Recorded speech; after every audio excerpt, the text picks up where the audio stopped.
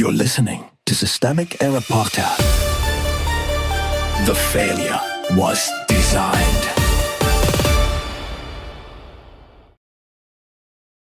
The Real Cost of Trump's Inaction, based on an article by Robert Reif.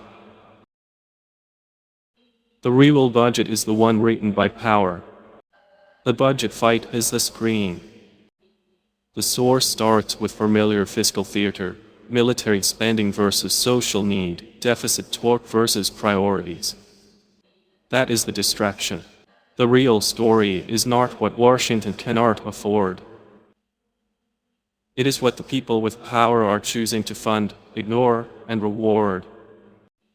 Trump is the named executor here, a war in Iran, a proposed $1.5 trillion Defense Department budget, and cuts to public health, education, Medicaid, Medicare, and nutrition assistance.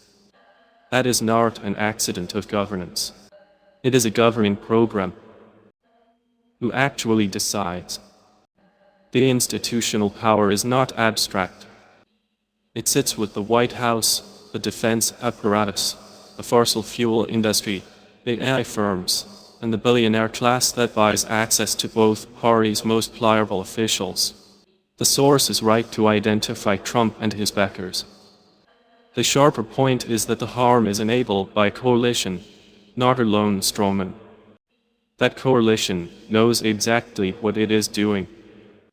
It can spend aggressively on coercion and scarcity while insisting that climate rules, labor protections, and tax enforcement are somehow unrealistic. That is not scarcity. It is class discipline. Climate is neglect with a record. On climate, the article gets closer to the truth than most coverage. Wildfires in Washington, orange skies from Canadian fires, and a deadly heat dome are not distant warnings. They are present tense political failures. The phrase doing nothing is too soft for a system that keeps subsidizing fossil fuels while the atmosphere turns hostile. This is not confusion. It is permission. Every delay preserves the profits of the people who can afford insulation, relocation, backup power, and political influence.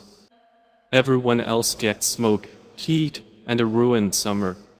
AI is not self-driving. The AI section matters because it refuses the fantasy that machines are safely under human control. The source cites reported mortal behavior in a testing environment and treats it as evidence of a wider danger. Fair enough. But the deeper danger is not runaway software alone. It is an industry rushing to deploy systems before governance exists, then calling for caution only after the release. That is the usual scam. Private actors take the upside, the public absorbs the risk, and regulators are told to admire innovation while it outruns accountability. If AI becomes socially catastrophic, it will not be because nobody noticed. It will be because too many powerful people noticed and kept going. Equality is corruption with better branding.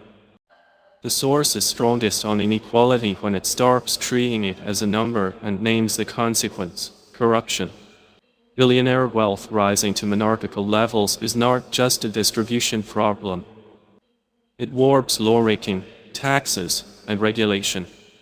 Wealth becomes leverage, leverage becomes policy, policy then protects the wealth that bought it.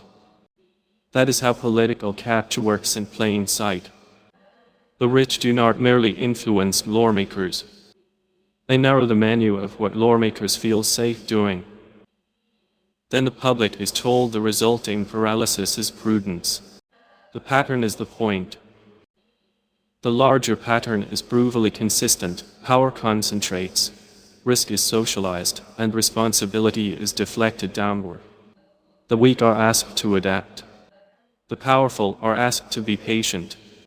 And the institutions that are supposed to regulate danger are repackaged as obstacles to growth, security, or realism. The source is right to demand louder democratic opposition to Trump, big oil, AI firms, and the billionaire class. But the deeper task is to start mistaking their damage for drift. This is not a series of unfortunate gaps in leadership. It is a durable system that converts public authority into private protection and leaves everyone else to live inside the fallout. You've been listening to Systemic Error. Thanks to AlterNet for today's article. With the automated voice of Riza, thanks for listening.